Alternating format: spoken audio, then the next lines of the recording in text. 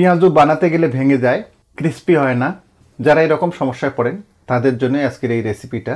জি প্রিয় দর্শক, আসসালামু আলাইকুম। আজকে করে দেখাবো রেডিমিক্স পেঁয়াজু রেসিপি।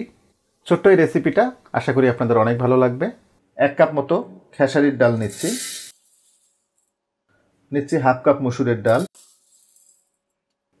1/3 কাপ অ্যাঙ্কর ডাল এবং 1/4 কাপ পোলায়ের চাল।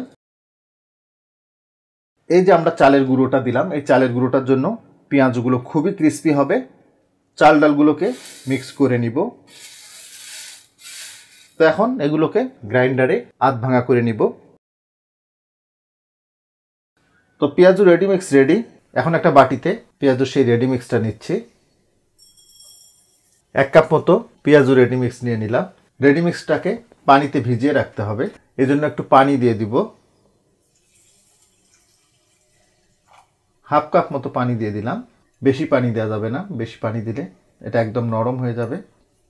আধ ভাঙা ডাল চালগুলোকে 15 থেকে 20 মিনিট আমরা রেস্টে রেখে দিচ্ছি। এতে করে শস্য দানাগুলো পানি শোষণ করে অনেকটাই সফট হয়ে যাবে। এরই ফাঁকে অন্যান্য উপকরণগুলো আমরা রেডি করে নিচ্ছি।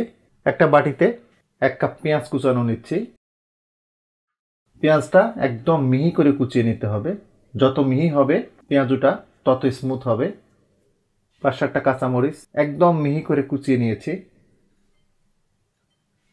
1 মুঠ পরিমাণ ধনেপাতা একদম কুচি করে কেটে নিয়েছি। 1 চা চামচ পরিমাণ লবণ দিচ্ছি। হাফ চা চামচ ধনিয়া গুঁড়া, 1 চা চামচ ভাজা জিরার গুঁড়া দিচ্ছি। জিরার গুঁড়াটা ভাজায় দেবেন। হাফ চা চামচ থেকে কম একটু হলুদের গুঁড়া দিচ্ছি। সবগুলো উপাদান একটু চটকিয়ে নিব।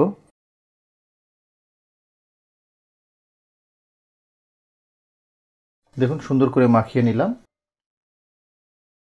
হাফ চা চামচ মতো রসুন বাটা দিচ্ছি। হাফ চা চামচের একটু কম আদা বাটা দিচ্ছি। সামান্য পরিমাণে একটু সরিষার তেল দিয়ে দিব।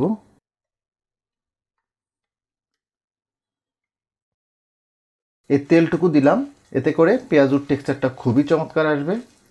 পেঁয়াজ, মরিচ, ধনেপাতা এগুলোকে আলাদা করে চটকে নিলে সুবিধা যেটা, এগুলো স্মুথ হয়ে যায়। এতে পেঁয়াজুর শেপটাও খুব চমৎকার আসে। দেখুন পেঁয়াজু মিক্সটা সবগুলো পানি শুষে নিয়েছে, একদম ঝরঝরে।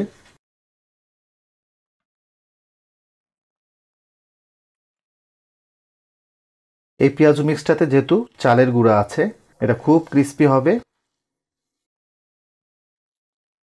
দেখুন এটা হয়ে গেছে। তো এখন আমরা এটাকে ভেজে নিব। প্রথমে হাই হিটে তেলটাকে একটু ফুটিয়ে নিয়েছি, এরপরে চুলার জালটাকে মিডিয়াম লোতে নিয়ে এসেছি। এখন পেঁয়াজগুলো দিয়ে দিব।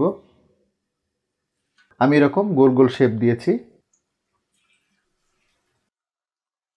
পেঁয়াজগুলো ডুবো তেলে ভাজলে এগুলো ক্রিস্পি হবে অনেক। পেঁয়াজগুলোর একটা পাশ ভাজা হয়ে গেলে উল্টিয়ে দিতে হবে। চুলার জালটাকে মিডিয়াম লোতে রেখে ধৈর্য ধরে ভাজতে হবে। তাড়াহুড়ো করা যাবে না, এতে করে পেঁয়াজুর উপরের অংশটা পুড়ে যাবে কিন্তু ভিতরে কাঁচা থেকে যাবে। এজন্য সময় ধরে আস্তে আস্তে ভেজে নেবেন, এতে করে পেঁয়াজগুলো অনেক ক্রিস্পি হবে। দেখুন চমৎকার গোল্ডেন কালার চলে আসছে। তো এটা হয়ে গেছে, উঠিয়ে নিব।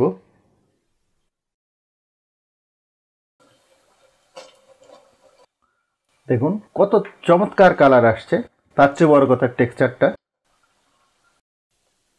একইভাবে অবশিষ্ট পেঁয়াজগুলো ভেজে নিচ্ছি। বাকি ব্যাচটা হয়ে গেল, এই পেঁয়াজগুলোকে উঠিয়ে নিচ্ছি। এর শব্দ শুনেই বুঝে গেছেন এটা কতটা ক্রিস্পি হয়েছে। দেখুন একদম কাবাবের মতো, অ্যাজ লাইক অ্যাজ কাবাব। অনেকে বুঝতেও পারবে না যে এটা আসলে পেঁয়াজু। দেখুন ভিতরটা কত সুন্দরভাবে সিদ্ধ হয়ে গেছে।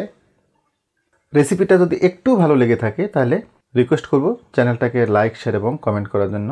আর এরকম নতুন নতুন রেসিপি পেতে চ্যানেলটাকে সাবস্ক্রাইব করে রাখতে পারেন। তো আজকে এ পর্যন্তই। আল্লাহ হাফেজ।